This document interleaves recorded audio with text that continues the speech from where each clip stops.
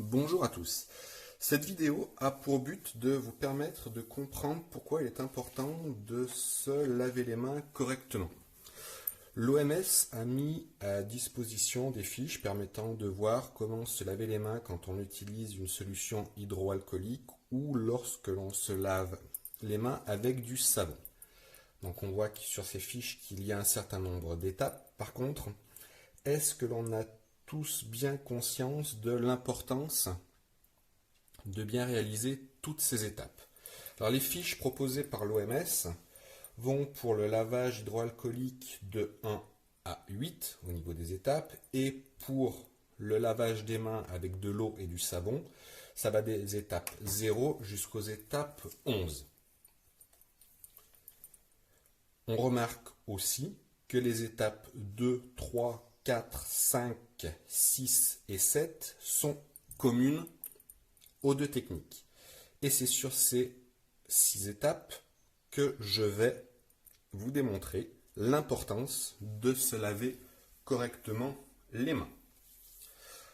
Pour ce faire, alors je ne suis pas main nue, je suis avec des mains qui sont gantées pour qu'on voit bien le produit se répandre. Et je ne vais pas utiliser de la solution hydroalcoolique ou de l'eau et du savon, car on ne voit pas exactement la façon dont cela se répand sur les mains. Je vais utiliser pour ce faire un colorant.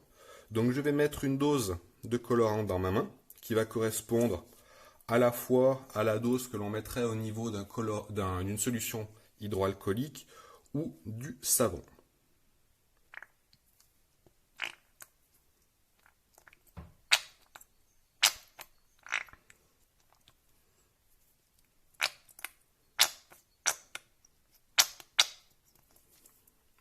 Voilà, donc là, j'ai ma dose de produit. On parlera du coup dans ce cas que de produit. Bien souvent, les personnes s'arrêtent à cette étape.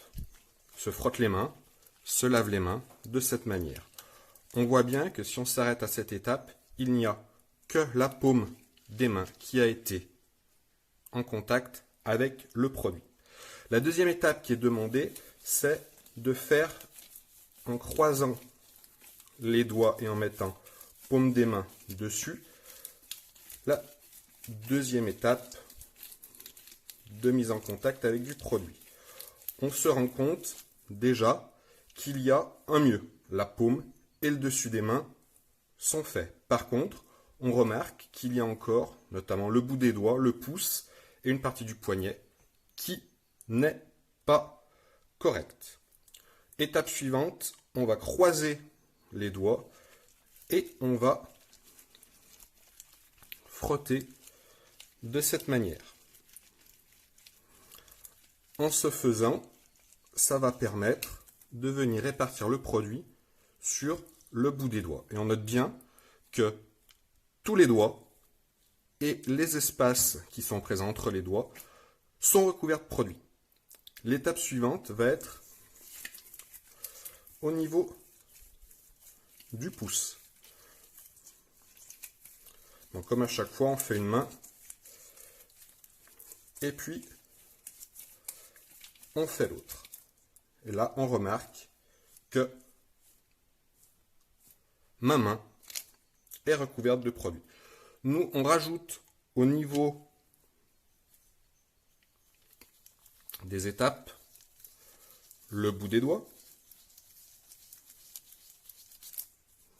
Même si on voyait que c'était déjà pas mal.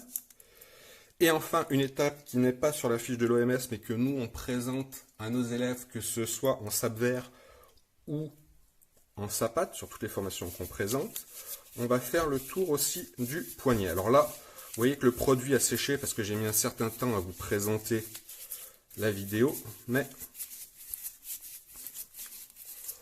on voit bien qu'en faisant le poignet, on se retrouve avec les mains qui ont été totalement en contact avec le produit qu'on a utilisé, et que ce soit avec de la solution hydroalcoolique ou que ce soit avec de l'eau et du savon.